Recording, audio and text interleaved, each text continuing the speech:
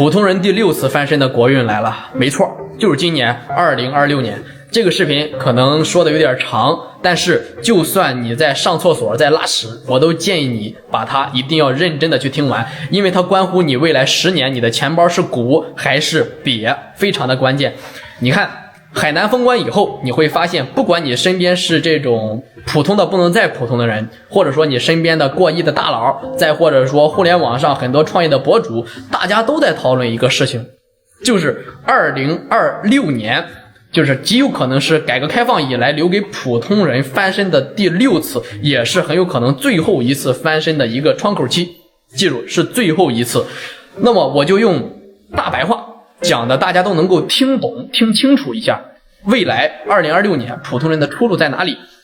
为什么我说这很有可能是普通人翻身的最后的一次窗口期呢？其实很多人都在跟我钻这个牛角尖儿，一定会说觉得赚钱的都是靠埋头苦干，靠自己的努力，靠自己的拼命加班熬夜。说实话，有这个想法的朋友真的想得太浅了。你回头看一看哈，咱这边40多年的一个商业路的一个周期，你会发现只要你认真看，你就会发现一个规律，就是每隔6、7年经济就会重新来一次大洗牌、大换血、大重构，每次都有一个这种的变化的时候，都会有90%的人看不懂这个趋势，然后呢不敢迈出第一步的人，就是被远远的甩在了这种敢迈出人的身后。反而呢你看剩下的10%敢闯、敢抓、敢干、敢拼的这一部分有机会的人，他赚的是盆满钵满的。你别不信这个邪哈，我就把前5次一次一次的掰开，咱就揉碎了，我讲给你，你听完之后你就知道自己这些年到底错过了多少的机会啊，或者说错过了多少次自己翻身的一个机会和窗口。回想一下，我们第1次的窗口期是1978年，这个时候我把它称之为叫做胆量红利。为什么这样讲？你看那个时候的大环境是什么？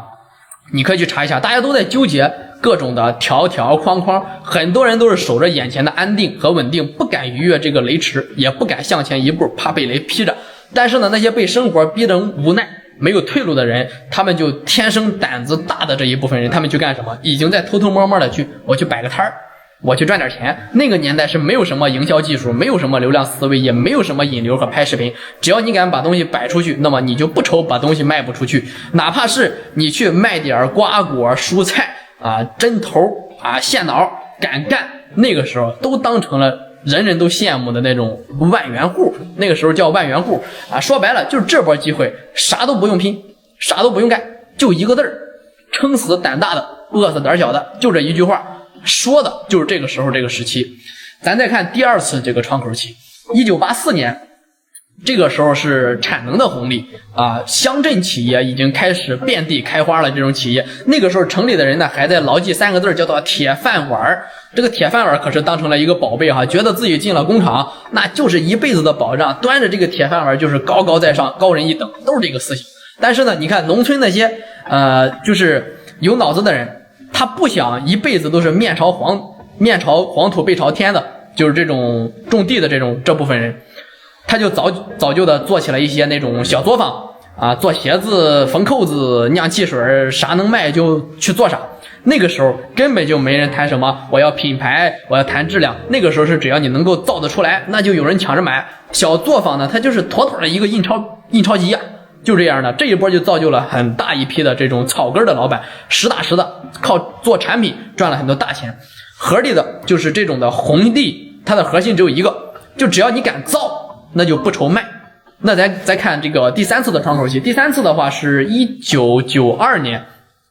这个时候叫做体制外的红利。这一年可是一个关键的一个时期哈，南方的谈话就定了这个市场的经济的一个方向和一个命脉。这个时候就出现了一波92派啊，这一部分人呢，就是一大批的人在体制内里的、报社里的，或者说大学里的，就正规军嘛，这些天天看报喝茶的这一部分精英，突然就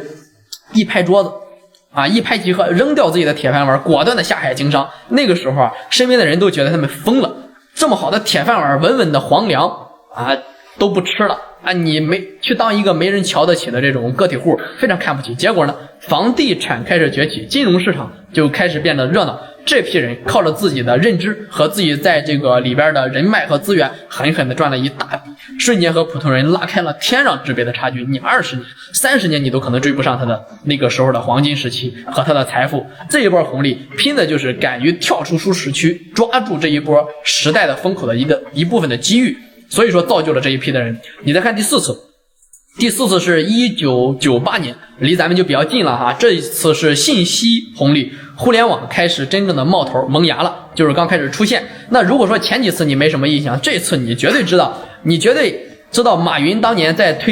北京推销这个行业的时候，被人当出了骗子，赶出了门。你绝对知道有人在你的身边开了网店然后呢，你以为赚不到钱，也不知道这个东西怎么干。那个时候一台电脑都需要1-2万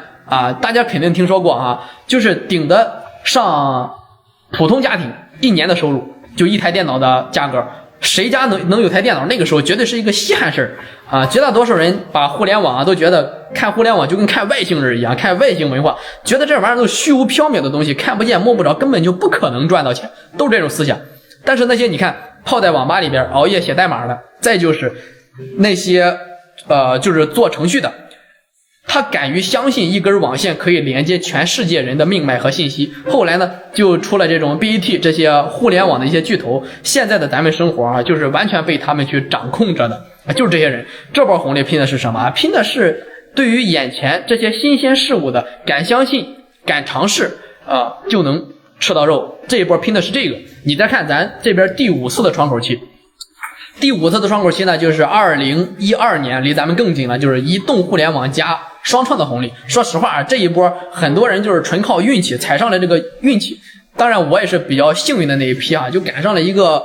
红利的一个尾巴期吧，纯尾巴了。2014年那会儿，你看好多人就是玩这个微博的时候，他是靠着就是混口饭吃嘛，有饭吃就可以，没有多大的要求，啥门道都不懂。结果呢，稀里糊涂的就踩上了互联网和移动双创的这个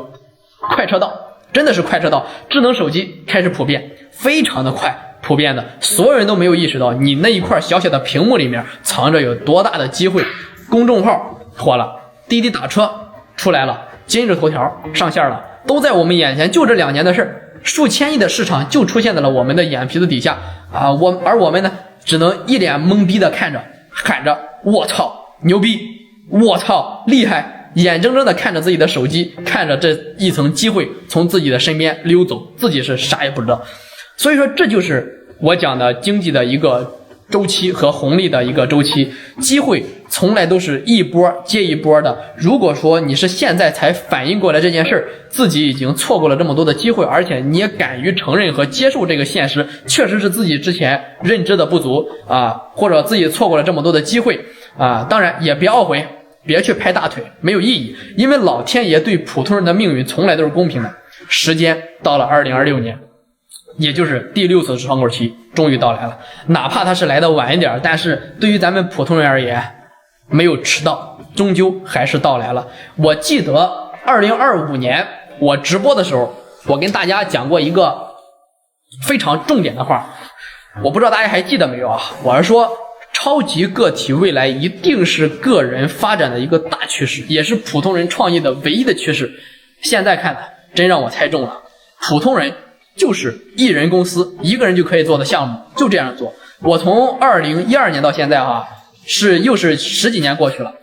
旧的移动互联网的这个时代的这个红利早就已经被吃到头了。大厂的员工真的是被裁员了一波又一波，这说明什么？仔细思考一下，说明旧的赛道已经挤不动了，没有油水了，赚不到钱了，必须开拓新的赛道，挖一个新的池塘，才有鱼和水能进入这个池塘。还有一个核心的技术就是变量，就是 AI，这个真的是太猛了 ，AI 的技术的更新迭代不是我们想象的。之前你可能是比方说炒概念元宇宙，根本就不是能比的，元宇宙那就是纯画大饼， AI 却是实打实的就是一个生产力的革命，能让一个人在这一个时代之下活成一人公司，而且能赚钱的公司，不用场地，不用员工，超级个体，不用花大价钱去请这种员工或者说搞这种运营不需要。彻底打破了原有企业对这种资金链和这种现金流以及有团队的这种老观念，淘汰了一大批的人。还有你看咱们的这些经济的大逻辑，以前你看我们是靠什么？靠出口，再就是靠基建靠投资，这3辆马车是拉着我们走的，但是现在这个逻辑变了，这3驾马车不需要了，靠的是内需，要靠的是咱们普通人打造一个全新的新的商业的一个模式的闭环，让人人都能够参与，人人都能够赚到钱。所以2026年的这次机会，我认为它本质上就是一个超级个体的一个时代的红利，它门槛我感觉就是降的不能再降了，你有部手机就可以了，或者说你有张嘴能说就行了，不需要你有几百万的启动资金，不需要你有多大的场地，不需要你有几十个人的团队，哪怕你的手里就是比方说能拿得出一个出手的本事，它就可以了。这个本事什么都行，我举个例子比方说你们会敲键盘写点东西，写点小说 OK 没问题，你会烧红烧肉烧得非常的嫩而且肥而不腻可以，炖排骨炖得非常好吃加上菜也行，你会哄娃一哄就睡觉孩子也不闹，你会带孩子写作业非常自觉的去写作业，甚至你会跟我唠嗑，你会教别人吵架，你会养狗养猫养得非常的漂亮，你会种花种草而且种不死，我不管你会啥，只要你有一个自己非常拿手的一个东西，这就是机会。你要做的是把你这些本事和 AI 结合起来，用 AI 当成一个杠杆，做一个互联网的自媒体的账号，这就是一个机会。把你这个本事做成内容做成产品，在互联网上就摆个摊儿，这个逻辑非常好理解，你就把这理解成摆摊儿，就是做自媒体了。这就是一个普通人能够创业的一个最基本的一个底层的核心逻辑，简单到离谱，我只能讲到这儿了。所以说我们普通人要做的是什么？做的就是在一个新生态的一个超级链接里边，把自己一个小的本事，非常小的一个本事，通过 AI 和互联网链接到有需求的那个人的手里，让他刷到，赚钱就是一个水到渠成的事了。在这里我必须跟大家掏心窝子的说几句话前5次的机会，你哪怕错过了1次、2次、3次，顶多是少赚点钱，日子该怎么过怎么过，无非就是勒紧裤腰带而已。但这一次，如果你还像当年一样看不清、不知道，对 AI、对超级个体、艺人公司看不上、瞧不起、跟不上、看不懂，那么未来我感觉可能真的是无功可打，非常的严重。因为 AI 它不会直接给你抢饭碗，重要的是什么？ AI 会利用 AI 的那一部分人，他不但不抢你的饭碗，会把你的锅直接给你端走，让你什么都不剩。这根本就不是简单的赚钱或者说不赚钱的这个机会问题了，是一个普通人在争夺一个生存的一个权利，你能不能跟上时代，能不能不被淘汰的一个大事。所以说你别去再抱怨什么大环境大机会都没有了，别再抱怨什么没有机会，大环境从来都是弱者的牧民制，这个话你一定要理解清楚。对于强者来说，旧的牌打完了我就扔掉，输赢无所谓，我洗好牌之后我重新再来再打，又是一个最好的机会。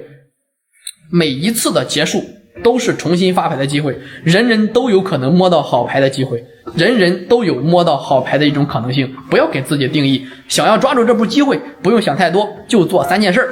把你的认知拼命的给我提上来，别再守着那种的老观念死活不放就是你读再多的书，多学再多的新东西，都不如你把你的手和互联网和自媒体 AI 链接起来。别再对那些 AI 一无所知了，各位，哪怕是你从简单的学这种 AI 的工具开始，也比你原地不动要强得多呀。我真的是掏心窝子的说这句话了既然赶上了这个风口，我感觉大家就是别再眼睁睁的从你的眼皮子底下去溜走，好吧？陌生人，祝你们越来越好。